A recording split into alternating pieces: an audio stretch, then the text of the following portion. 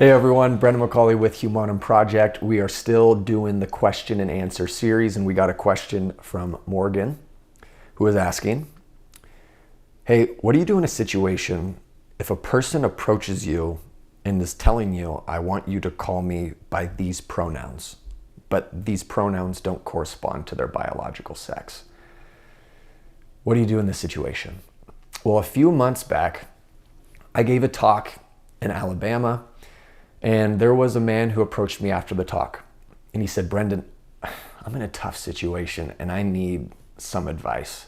And so I began to talk with him, and he just said, my sister, who I love, I grew up with, who I care about so deeply, she's in her mid-20s now, and she has just told our whole entire family, I'm really a boy, and I want you to call me by he. I want you to celebrate my authentic self. And he's like, she started cross-sex hormones, but a few months into it, there were medical complications, and they found lumps growing on her ovaries, and the doctor said, if you don't get off this, you're going to be sterilized for life. You'll never be able to have kids. And she stopped the cross-sex hormones, but is still saying, I'm a he, I'm a boy.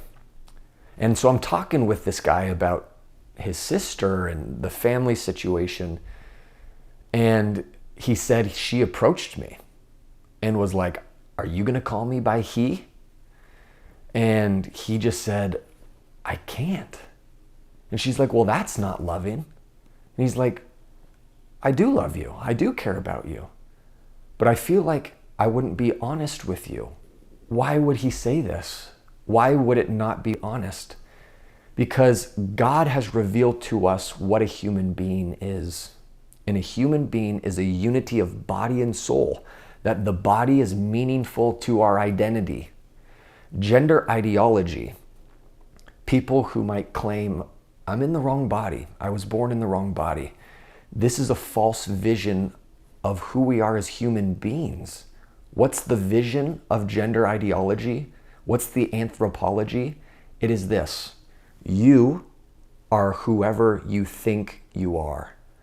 And really, the body is meaningless to your personal identity. But we aren't who we say we are. God tells us who we are. We are who he says we are. And so, as Christians, as Catholics, there's a vision given by God about what a human being is and who we really are. Male and female, he created them. And if we're in a situation where someone approaches us and says, hey, I don't see that you're calling me by these pronouns. You need to call me by these pronouns, but they don't correspond to the reality of their creation, then it wouldn't be loving to use those pronouns. And I once heard it say from Jason Everett, who wrote a great book on kind of all of this topic and a pastoral response. If you get approached, he said, this might be a good response. I care about you deeply, and I would always want to be honest and truthful to you. And if I use those pronouns, I feel like I wouldn't be honest with you. And I'm happy to not use any pronouns altogether if it's really hurting you. And so we have to approach all of this with compassion, with mercy, with love, but we have to approach it also with truth. And so I hope that answer helped. I know it's a short answer, and if you want just greater information on this topic and the Christian response to gender ideology, I want to invite you to become a free patron of Humanum Project. We recently did a 3-part series on gender ideology where we go into greater depth on this topic.